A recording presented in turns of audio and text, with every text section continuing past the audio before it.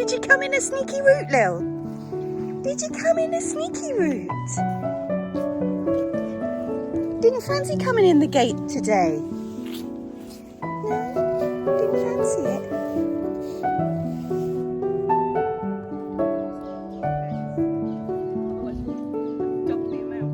Hello, Daddy. The other two still being mad?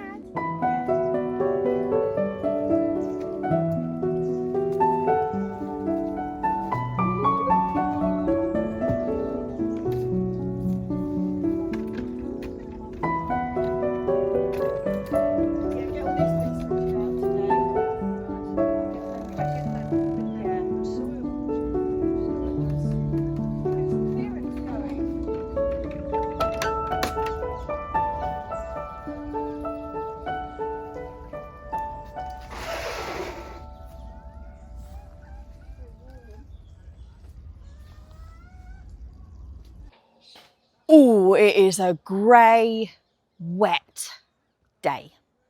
Absolutely grey. In fact, it's, what time is it? It's like 10:30 in the morning. Sorry, I'm just looking at the looking at the clocks on you. And it could be dusk. It's funny because on the camera it always makes it, I'm just looking at the camera, yeah, like makes it look much lighter than it is, it like adjusts, but actually it's just really, really grey. And it was supposed to be sunny. The forecast said Saturday, sunshine. Not a sausage, but it's moved, it's shifted for tomorrow, for Sunday. So I was planning to do a plot tour. I'm not going to do it in the grey if there's a chance of doing it in the sun, because everything looks better in the sunshine. So I think what we're going to do today is just a bit of a tidy up. Just got to the point now where leaves are starting to fall and our paths have been messed up enough from the badgers digging them up. You know, having leaves on top of them as well is just going to turn them into a sludge pudding. So we're going to do a bit of raking, a bit of tidying. This patch behind me here is in need of a bit of a tidy. We've got loads of pots that need sorting. It's that sort of time of year. So it's going to be double whammy, really. We'll get all the tidying done in time to do a nice plot tour where everything looks tidy tomorrow. So we can't burn anything up here. They banned fires about 2-3 years ago now completely. We used to only be able to have them in the winter. Now we can't have them at all. That is because a lot of our allotment sites are right next to railway tracks and they were having a lot of problems with fires next to railway tracks. So they just decided the easiest way to do it was a blanket ban across the borough, which is fair enough. But there's a lot of things, obviously, that we wouldn't be able to burn or compost even if we wanted to. It says like packaging and wrappers and broken pots and all that kind of stuff. So we will bag all that up and take that to the dump too.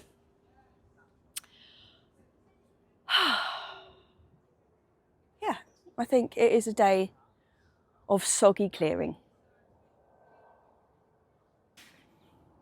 Okay, and probably my first area to tidy up is going to be this one. Since we've raised the canopy of our mulberry tree, it's a joy to be back round here again, but it's just, like I said the other week, dumping ground. So this is my first site of action. Right, let's get some of this crap out of the way first, I think.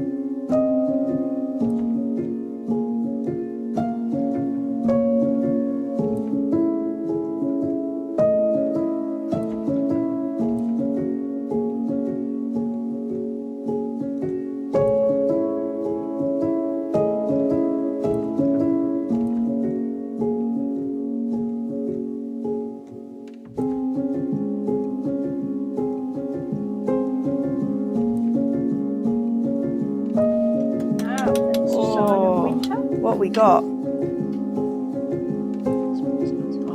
great. Hot chocolate. The needed thing right now. Is it incredibly hot? Oh, but you've got asbestos mouth, haven't you? So.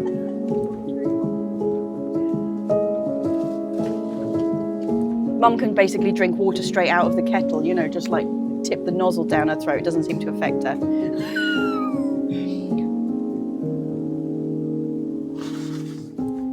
Oh, yeah, that's hot, but it's sweet and delicious. Right, so what are we going to attack next? Do you think a bit of raking? Did you bring the strimmer battery? It's here, yes. Cool, we could do a bit of bit soggy, really. Yeah. I've done the bottom half with strimming. Yep. The courgettes can come out. There's a few beds. Oh yeah, we've got some beds to clear, haven't we? I mean, really, the lettuces could be cleared too. Yeah, well, we'll take them all out and I'll process them at home this afternoon. When you're making the tomato soup, because all those tomatoes are virtually ripe now. Mm-hmm. Amazing, really. Yeah. Okay, sorry, we've had a bit of a time jump. I had to go and do some allotment viewings because we've had all those like new plots cleared. We've got new people on, and I'm the person who does the viewings for the allotments. So I have been gone for about an hour and a half. And while I've been away, Mum has been carrying on clearing that Mum has been carrying on clearing where I was. So let me show you the progress. So there are things here that we haven't seen for ages. This is the what we've got underneath the shed and underneath the little potting bench. It's really great stuff. But do you remember just under there was where the fox dug that hole? And so they kicked up masses of soil all over this area. So none of this has actually been visible for, well, since then. And Mum has scraped it all back. And you can now see the surround of the mulberry tree again. You can see this. And yeah, it's all been flattened out. Now we just have to get some grass seed down on all this because everything was killed off. And we've got quite a lot of stuff to take with us to the dump. Actually, a lot of this stuff is going to go up to the compost heap. We've just bagged it up for easy manoeuvring.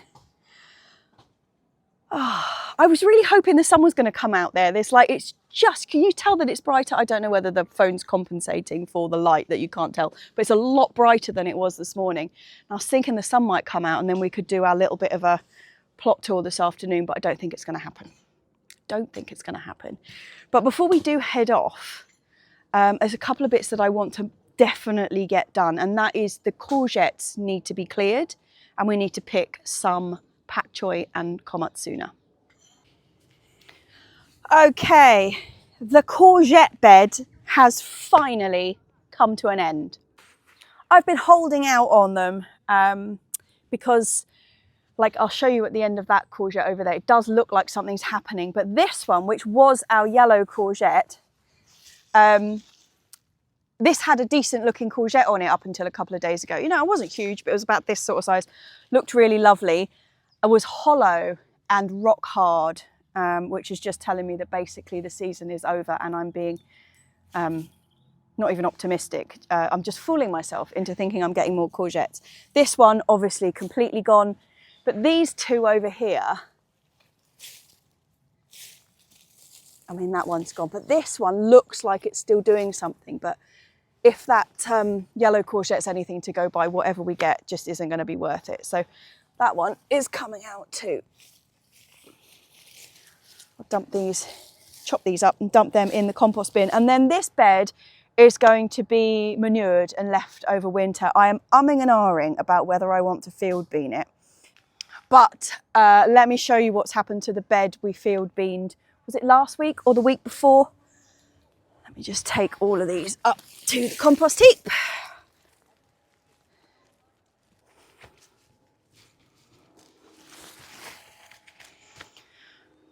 This is the bed that we field beaned last week, and I don't know if you remember when I was planting the garlic chives in there just the other day, I pulled them out and there was a couple that had sprouted. Well, now the bed is absolutely covered in sprouts that have had their beans chopped off the bottom, so they're not going to do anything. That was their rooting system has been eaten. That's mighty frustrating. Yeah, I mean, have a look at this. You see that? Would have been a sprout, a sprout, a sprout, a sprout. The bed is just absolutely strewn with the sprouting ends. Can we focus on that? You can't focus on that, but yeah, basically it should have had a bean on the other end of it. So I do not know how many, if any, are left under there. I said at the time that I was planting them really thick or sowing them really thick because I knew some would be taken. But this does actually look like a catastrophe zone. So I'm not sure if there's any left in that bed whatsoever. Wonderful. Okay, well, I'm going to pick some pak choi. At least that's still looking all right.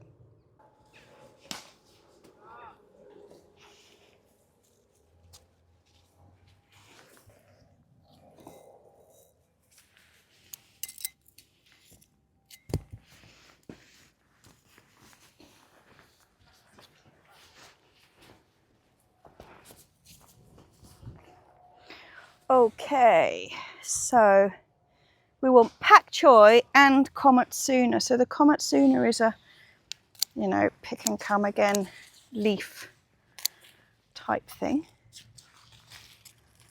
And the pak choi you pick as a whole. Most of them are going to seed, so there's a big one over there going to seed, but I'll just take the rest of these. They are absolutely slug ridden.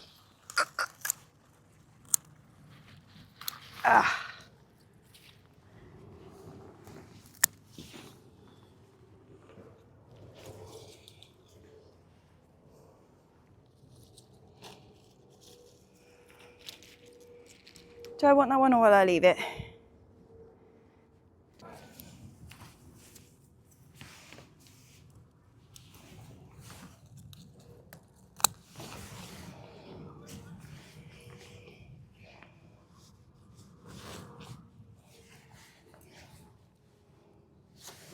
Okay, that is lunch taken care of.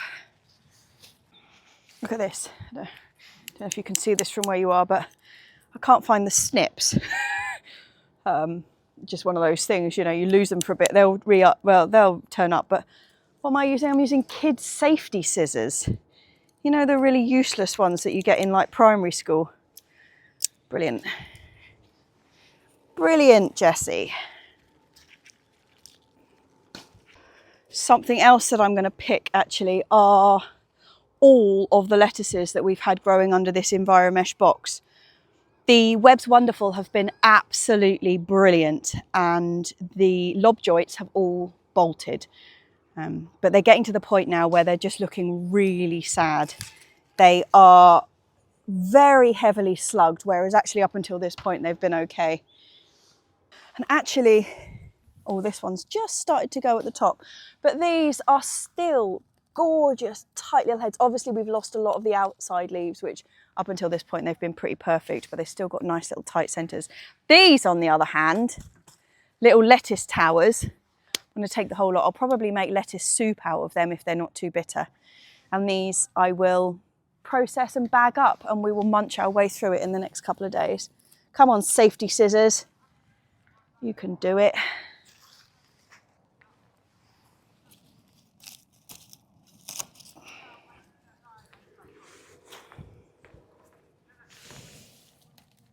Growing lettuces, God, this is not easy.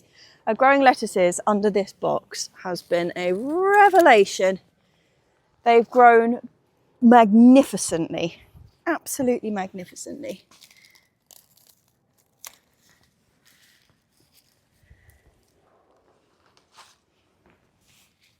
Oh, there was two there. Lovely. This one.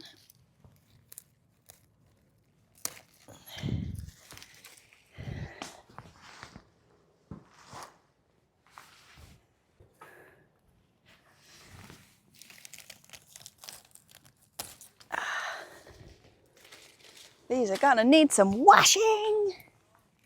Some serious washing. But that is the end of what was a really successful little salad bed. Brilliant. So happy with that. So happy with that. Now, what I'd love to do is say, oh yeah, well, we'll give these to the girlies. Our girlies are the fussiest girlies you can imagine. They don't like lettuce. They don't like cabbage. I'll just leave them. Someone will come along and eat them, be it a slug or a bird. I'm going to need something rather a lot bigger to take these home in. I've got a string bag. Do you know what these remind me of? Do you remember a programme called Rabsy Nesbitt from, God, was it early 2000s? Might have even been the 90s. I'm not sure. But he wore a string vest and it looked very much like this. And that's what this bag makes me think of. Wonderful Rabsy Nesbitt. Yes. Sorry, I didn't mean to just shout yes. Mum just asked if I'd done the pak choy. Yes, I have. Whoops. Man, that's a lot of lettuce. I'm going to be processing like a demon tonight. And then stick some pak choy and komatsuna on top.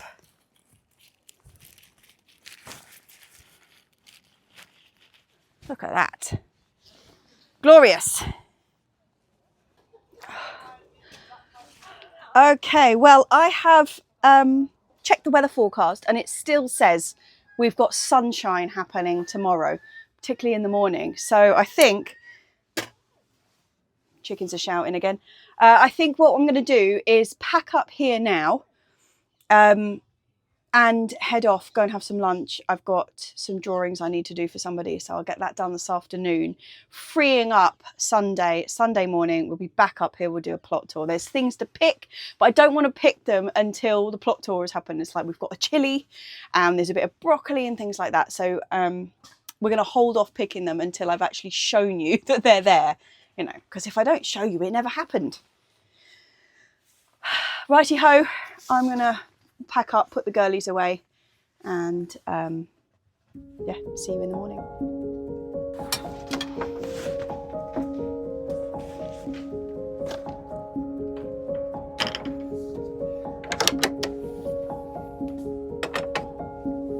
I seem to recall that in the winter that gets a nice and sheltered spot with sun, doesn't it? It does, yeah. That one in. Yeah. Yes. Yep.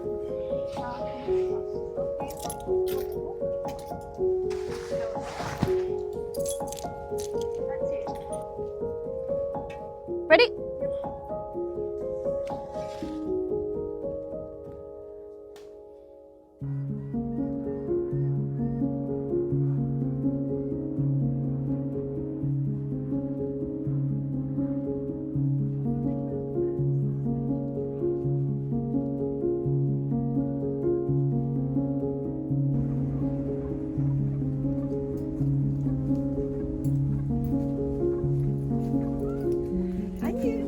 Good morning.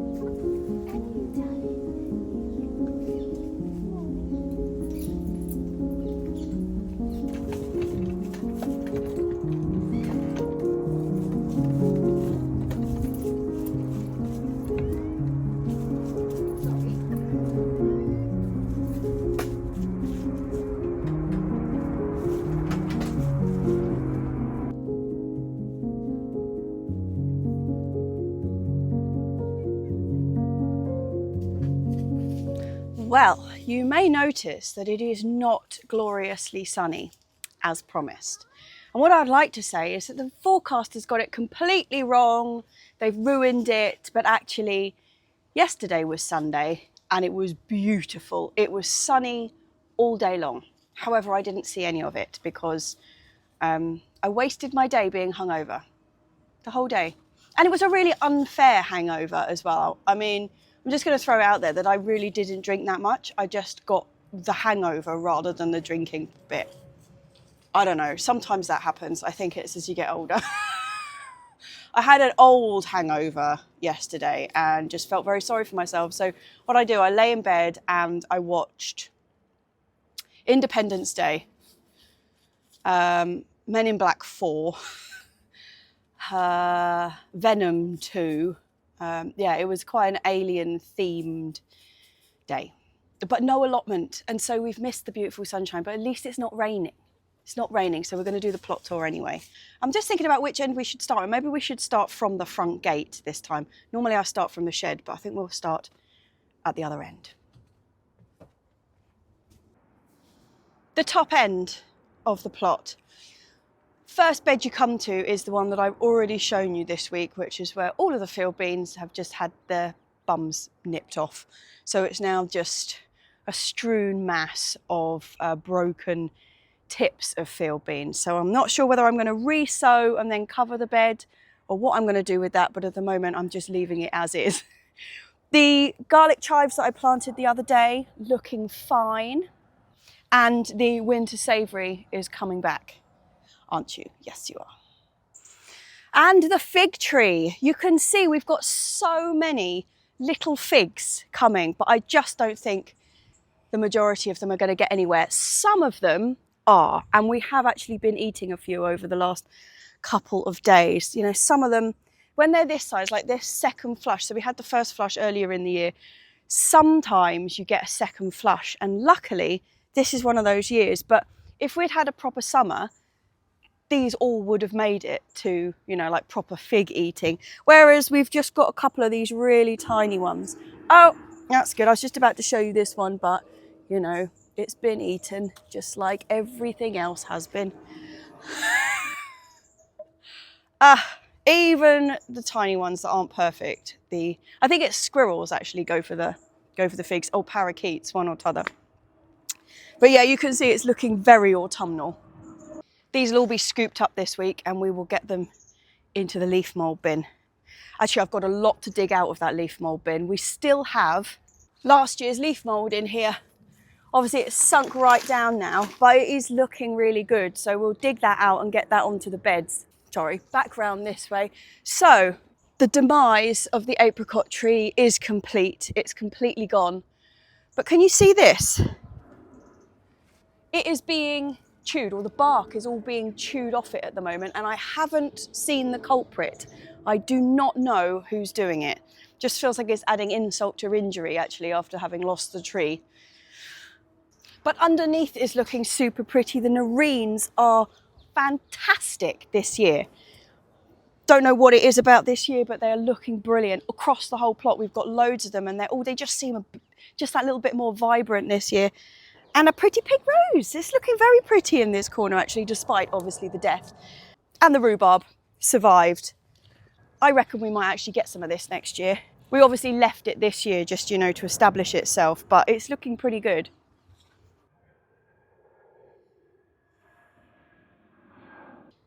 We have a pallet in waiting here, ready to be attached to the fence work somewhere. So the fruit cage looking all a bit sad in there. The raspberries are not quite at the point to be cut down. You can see some of them are turning, but they're not ready to be chopped down yet. Everything in here really is just holding on a bit longer. The grapevine didn't get a single grape this year. In fact, that one little bunch that we had forming did this. That was it. That is the entirety of our grape harvest this year. I don't think it was something I did wrong, because not only do we have the grapevine here, but there's one plot down and across from me, and there's one up there, and they both normally are covered in grapes. Well, there was nothing. I haven't even seen any grapes on. Normally people are trying to give them away. It hasn't been the case this year. So I don't think it was something I did wrong. I was quite careful about the pruning. Obviously I have no experience pruning grapes at all. It was my first go. But nobody came back to me on here and said, you've absolutely buggered that up. Like people said, yeah, that looks like it should work. You know, people who know what they're doing. So I don't think it was me. I think it was just the year. So no grapes, but the Loganberry was a great success. I did my pruning of this earlier in the year, but you can see all the lovely new growth is looking really strong, and we got so much fruit from this year. The freezer's full of it, so we're going to be making some Loganberry jam later on in the year. But yes, I'm really chuffed with that. This is the first year we really got anything off it. Gooseberries, we have 4 gooseberry bushes along that wall there. And I did a bit of an experiment with the pruning earlier in the year. I don't know if you remember, was it last year or earlier this year, whichever way around it was. I pruned 2 in one style and 2 in another style to see which was better in terms of like getting fruit and that kind of thing. Well, just to be tricky, 1 from each did really well, and then the other ones didn't fruit. So I've drawn 0 conclusions from that. Oh, now it's raining. Might just have to go and stand in the shed for a minute. Before I escape the fruit cage though, the nasturtiums are so bright in here. Look at this one. It's up to head height, and these leaves are just absolute whoppers. But we've got some really gorgeous ones. I mean, look at this. Isn't that beautiful? Look at that one. Oh, can't focus. But yeah, really gorgeous. And then we've got some dark ones. There's some like quite gingery ones, almost like marmalade. Some yellows. We've got so many different types of just all crossbred, and they self-seed in here. I know, actually, now it feels like it's stopped raining. Okay, let's carry on then. This was the bed that was repeatedly dug up. Well, actually, the things that did survive have done really well. The Comet Soon has been a great success this year. I'm really a big fan of that. It's like a skinny pak choy, but it's like a cut and come again rather than with a pak choy where you just pick the whole thing from the base. Yeah, it's been really nice, great flavour as well. The kohlrabi in this bed have taken a really long time to get going, but they are starting. You can sort of see that one is just starting to go, and we have another little row of them up here. These ones were dug out so many times. I'm so shocked they're actually doing something, but can you see that one there? Something is happening. This wasn't a great success. We tried a lot of blight-resistant varieties this year. Crocchini and Burlesque were both blight-resistant, but what they were not was squirrel and rat resistant, unfortunately. So we got a total of 0 tomatoes from outside this year. I'll just add it to the list of successes. Oh, now it's raining again. We're just going to carry on. The old rhubarb is looking pretty strong. I think we made the right choice by leaving that. We'll get some good stuff. I'm going to cover that this year and see if we can force it. The carrots have actually been really quite good. I direct sowed a load of coriander in this side. I'm just going to push you up there so you can see in that side, and absolutely nothing has come up, which is a bit of a shame. But the ones that I sowed in the cells in the greenhouse have all come up, so I'll be plonking them in. You can see we've actually still got quite a few carrots left in there to pick.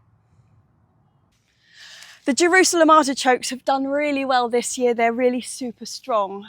We just got to wait for them to die back really before we pick them, so that they've got a good amount of flavour, and they're quite sweet once you've let them die back. At the moment they can be a bit pasty if you pick them too early. We've got some more nerines down underneath the pear tree, and the pear tree actually, first year we got some pears off it, so that I think goes down as a success. In contrast to the cherry tree where we got nothing. It did actually have quite a few cherries on it. We had a number of like bunches, like you know, triples or whatever under here. We tried to protect them, but they were just got too early. So I'm going to have to rethink that for next year, how we're actually going to protect the tree. It might have to be some sort of like all-encompassing net rather than just trying to net the individual bunches of cherries. But whatever it was, it didn't work this year. But we actually got some cherries in the sense of it produced cherries. We didn't get them, but it produced cherries. So I'm optimistic that we might get some one year. Oh, hello again, madam. Hello. The Cavallonero is actually starting to take off. That has been looking very, very sad up until now. In fact, that one that's in the middle there, the little tiny one, they all looked like that up until recently. So I'm pretty chuffed that they have put on quite a bit of growth. We've actually got a load of leeks growing up through there. Do you see them? That is the nipper leeks. I grew them there last year, and for some reason I obviously didn't harvest them very well because we have a load of them still in there. They're the little tiny skinny leeks, so I mean I'll probably be picking them at some point soon. A bonus. And same bed, white sprouting broccoli. We got one absolute beast of a plant in the middle there, which I'm thinking is going to give us a good harvest. There's a couple of other little ones under there, but like I say, the Cavallonero was looking really small up until recently. It's just had a bit of a growth spurt, so I don't think it's too late for them. They might produce something. And then in the end of the bed, we've got the kohlrabi. So this started off as about 40 plants and then was dug out so many times that we've just ended up with, what have we got there? 6 or so, 7, yeah. This bed was quite heavily attacked repeatedly, so I think that's why the white sprouting, and the Cavallonero was stunted for such a long time. But they've recovered, so not too bad. And talking about brassicas that have been constantly attacked, these ones are long suffering too. That is these chaps in the actual cage. This is supposed to be the, come on. Sorry about that.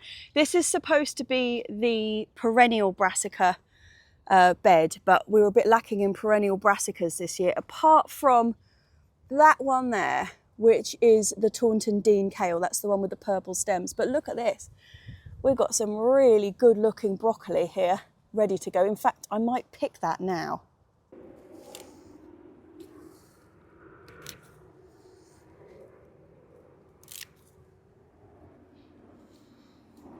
Oh yeah, they are gorgeous.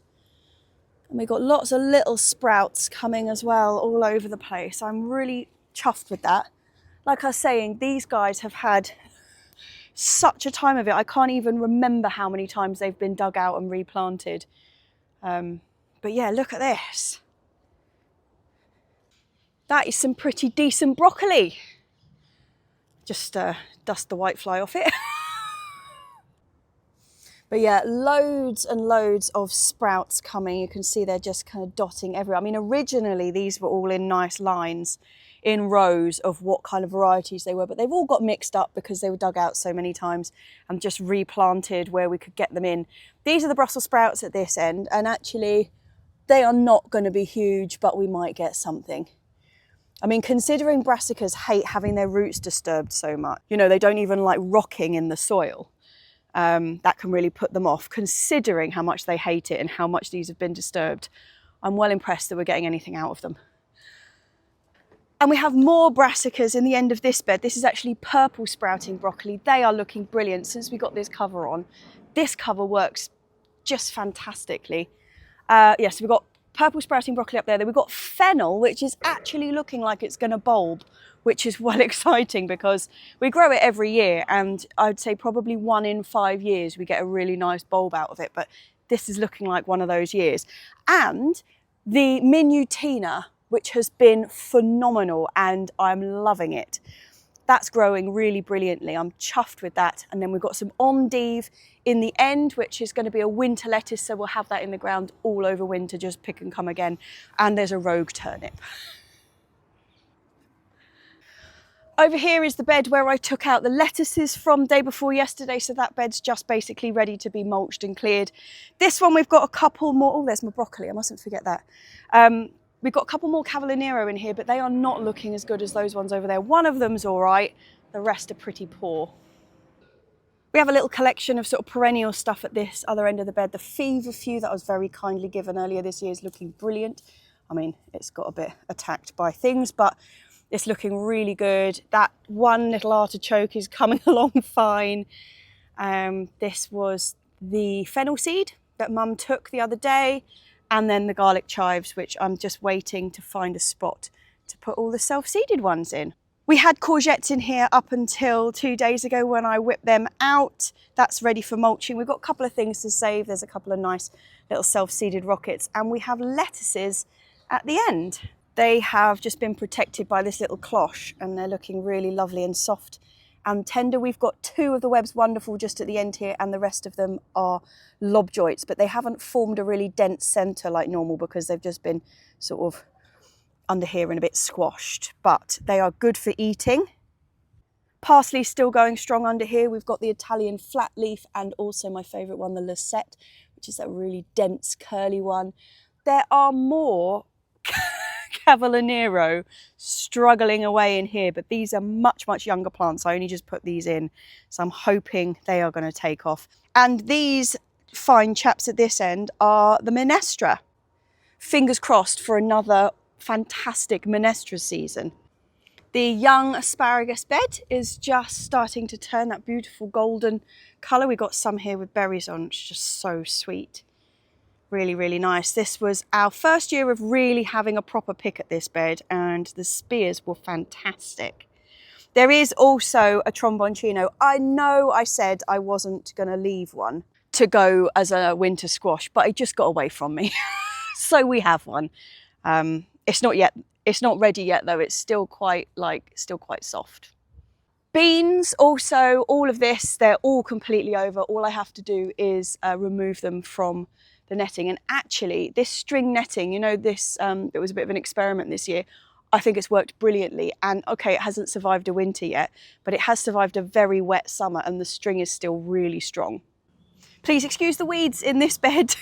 This is a second load of Komatsuna in that end over there, obviously little baby ones at the moment, and then we've got some of the red choy, pak choy there, and this one here, very beautiful, is vivid pak choy. So you can see it's got a little bit more of a feathery leaf and a red stem. And I haven't tried any of it yet, but it looks beautiful and it's growing really nicely. And then we've just got some perpetual spinach like Beata chard in the other end of that bed. So that one is basically going to stay like that over winter. I think we'll probably cover them to get a little bit of extra time out of them. But other than that, look at the absolute mass of pink that is these nerines in this bed. It is such a huge clump. It's just like an en masse pink explosion. And actually we're going to have to dig these, or dig some of them up anyway, and you know, spread them out a bit because they've got a bit too dense there. But this whole area we've got plans for next year. We're going to sort of turn it into a bit of a herb bed rather than as it is at the moment, which is sort of a bit of a free-for-all. The apple tree needs a bit of a proper prune because the top half of it is died off, but it's got some really good growth lower down. So we'll sort that out. And also obviously the honeysuckle is in a bit of a state. The rain is getting heavier, but we will persevere. This bed, we've got cabbages in. We have got red cabbages and Savoy cabbages. Now they're pretty tiny, but they're definitely recognisable cabbages, which is exciting in its own right. I'm really looking forward to the Savoy cabbages. Because we've had no luck with them in the past, so that's pretty exciting. And then we've got some red curly kale here and some more on that end, and some turnips, which are actually just bolting basically, and they've got clubroot, and turnips with clubroot are so bitter we don't want to eat them. Something that's been quite poor this year, and I'm quite sad about it, but it's just lack of sunshine, was the zinnias. We have got some. I mean, they are gorgeous, but they just haven't. I mean, you can see how short they are. These should have been like 3 foot tall, and they are definitely not 3 foot tall. But we'll go again next year with the zinnias because they're just, when they work, they are absolutely fantastic. They just need a bit of sunshine. Like we all do, really. Oh God, it's really quite soggy now. Talking of flowers, actually, I don't know if you can see in the background, oh, the background over here. The dahlias are looking phenomenal, even though that they're only really just coming into their own now. They were so slow to get off the mark, but now they've really sort of come good. I'm sorry there's no sunshine for you chaps. This is something that we're going to have to dig them all out this year and space them better. I hadn't quite realised that this one was such a bully, and it has completely dominated this area and kind of blocked everything out. So we've got 1, 2, 3, 4, 5, 6, we've got 7 here, and I reckon that 7 will do this whole strip. It's too close together, unfortunately. So where are we? This is the old asparagus bed, which is sort of coming to an end. I'd say we're going to try and rejuvenate it this year, but it's really struggling. This whole patch used to be full, and really we just turned it over to nasturtiums this year because the asparagus wasn't doing anything. But I mean, realistically, this wasn't a good move. Asparagus like to grow in really open, like hot, sunny ground, and letting the self-seeded nasturtiums just go crazy in here isn't going to help the situation. So next year, all of this will be banished. We have tried strawberries in this bed, but they just got eaten. It was too open for them.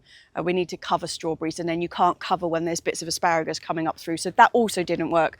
So this year we're going to get rid of all these nasturtiums once they die back, and then we're going to really keep this completely clear next year and see if we can get some life back into the asparagus. Chard. This is a very poor selection of chard. I don't know if you remember, I planted about 15, 20 plants across this edge of this patch, and this was another one which kept getting dug out. But these 3 on this end have established. So we do have some strong plants, but there's a lot dotted up this end which are just still really tiny. There's still hope for them. I've not signed them off just yet, but yeah, it's not quite the chard patch I had in mind. The pumpkins that we had in here, obviously, they were dug out at the same time, and they didn't recover. Got one plant still hanging on, but obviously no pumpkins on them. The girlies have been at the sorrel. As you can see, they absolutely go mad for it if I forget to put the cover down. They just basically shred it. But yeah, sorrel's all looking fine. In this bed, this was where the self-seeded Chimney wrapper went, and actually we've been eating that, and it's been really, really tasty. Just starting to go over a bit now. You can see the leaves are all a bit gnarly, but it has been delicious. And this, chaps, is the garlic kale. Still not eaten it yet. Once again, the girls have been loving it. You can see anything that's touching the netting, they've just shredded. But I do think 2 of these plants are going to be sort of pickable. So this was a bit of a gamble. I've never grown it before. We will see if it's worth eating, you know, with those 2 which are all right, and then know if we're going to grow it again next year or not. Next bed. I've pulled all the spring onions from this end. We've got some lovely big fat wide leaf rocket in here. There are 3 rows of beetroot actually. The Kyogia, which is the white and pink striped one. Then we've got a yellow one and a red one. And in the end, we've got some more zinnias. And I'm going to do this variety of zinnia again next year. These were actually called the whirligigs, which I got obviously because of our whirligigs. But these have got to a better height. These are about, what, 2.5 foot, a little bit better than the ones up the path. But it's very beautiful, a real mix of colours. They sort of came out all salmons at the beginning, and now they've gone into some quite lovely reds. I mean, look at that. Just gorgeous, just gorgeous. Oh, hello. There is a very nice looking kohlrabi in there. And the final bed, or the final raised bed, is the mustard, so that's the green wave, and then the dragon's tongue, and then the rest is really chicory. We do have a little bit of beetroot just in the middle there, which was all that was left when the badgers got into this bed. But we've got a nice leaf chicory there, a bit of a strange broccoli thing which is mutated, and then we have 3 more chicories. We've got the long chicory, which is just called a chicoria long, I think. Long skinny one. We've got a speckledy red and green one, and this one will eventually be pink.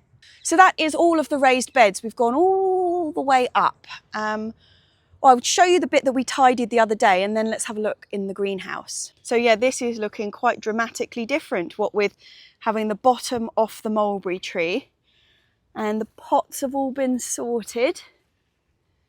Starting to look like it's supposed to down here. Let's have a quick look in the greenhouse.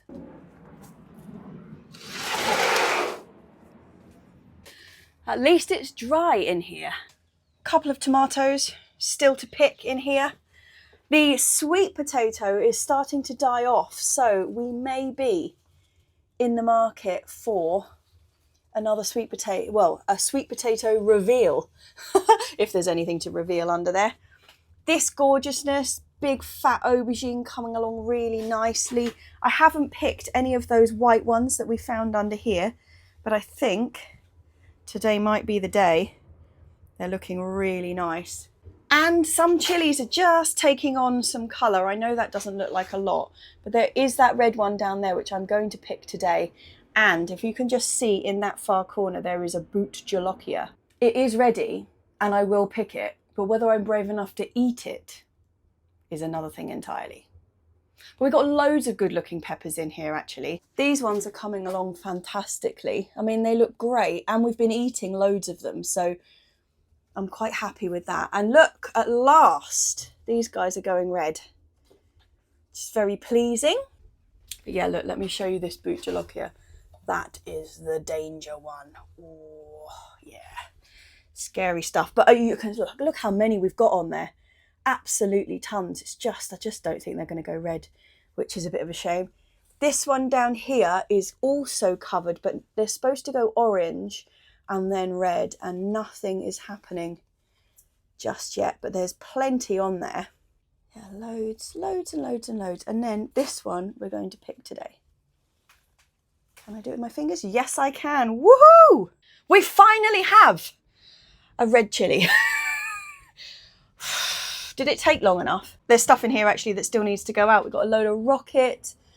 Oh, look. There's the, oh, I can't remember what it's called now. Agretti? No? What's it called? Yeah, agretti. I'm going mad, sorry. The agretti's come up. We've got parsley, mustard greens, loads more spinach that needs to go out. This is the lamb's lettuce, which actually I might just pick there. Just take that as is. It doesn't really need to get any bigger than that. And more mustard greens, and then we've got some more rocket in the back there with a rogue dragon's tongue mustard just growing nicely out the middle. Down this way we have got parsley and coriander that's ready to go out. There's a couple of chard in here, which I thought had bitten the dust, but they seem to have recovered, so I might just plonk them in some bed somewhere. You never know when they're going to actually take off. And then we've got some cabbages, but I think they might have been in the cells too long. They're one of those things that I sowed thinking I was about to have a load of space because like the weather was turning, and then it didn't. So now they've just, oh, I've just dropped my precious chili. I'm sorry, I didn't mean to do that.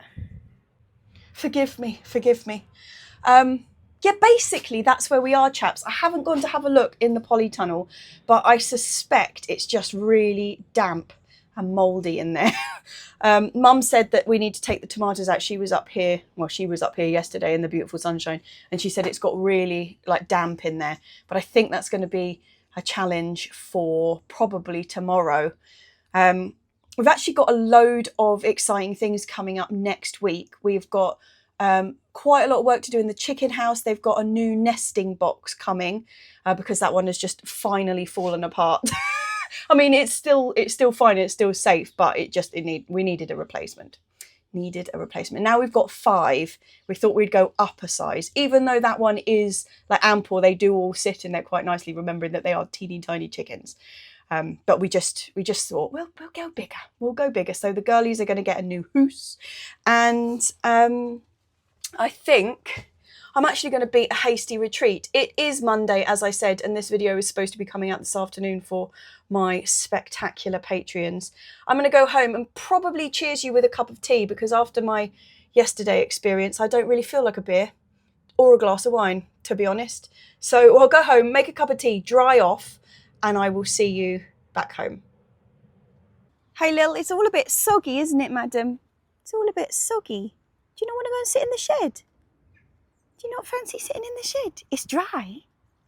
It's dry, beautiful pussycat. Okay, girls, are you ready to go in? Come on, in.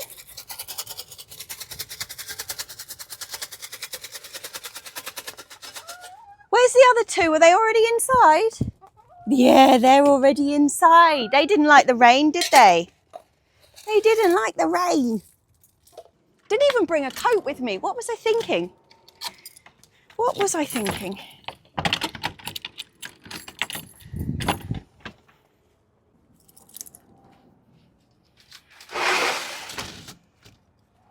Okay.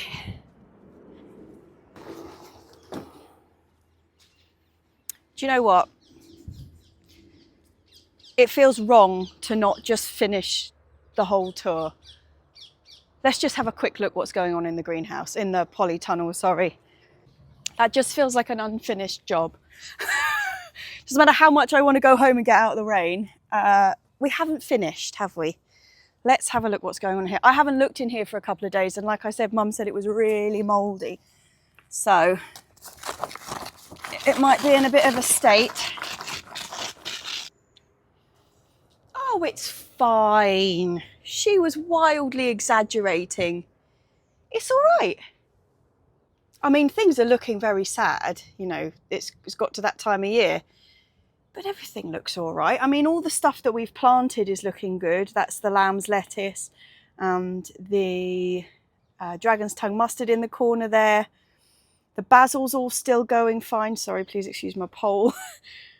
The chard looks like it's taken. More mustard, spinach. Spring onions are okay. These don't really fit. Oh, no, they are going slightly red. We have got a couple more black strawberries up here that are ready to pick. Nice. Take them home with us today. There's some garnets coming along. I mean, I know what she means. It is looking quite mouldy, but it's not a disaster like she was portraying.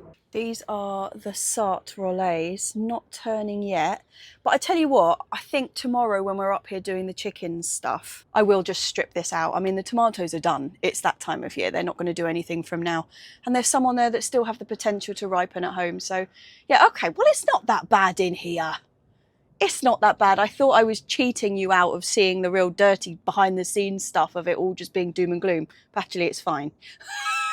It's fine. Now I need that cup of and home and tea. Oh, that's very much needed. Right, all I've got left to say is thank you. It's a bit of a long week. Next week, though, exciting things happening. We've got action stations next week. I was supposed to be doing a can't speak. I was supposed to be doing a tomato tasting this week with Mum. But we just never got round to it. The week has whizzed by. It didn't help that I took one whole day out. Yeah, I won't be doing that next week. Anyway, it looks like we might have a bit of sun next week, but if not, there's still loads of things to do. We've got to clear out the polytunnel. I'm going to get a lot of that stuff which is still growing in the trays in the greenhouse out into either beds. We've got to make a covered bed, like a little polytunnel bed. I've got to do that. And yeah, taking all the tomatoes out. Maybe do a tomato tasting if I can pin Mum down for long enough to actually get her to taste the tomatoes. Yeah, week has whizzed by, chaps. So I'm going to do a tea cheers. Cheers, chaps. And thank you. Thank you to my patrons who are actually going to be watching this in about half an hour if I can get this thing to upload fast enough, because I've been having some right trouble with the upload. But we will see. And if not, for everybody else, it'll be Tuesday. Happy Tuesday.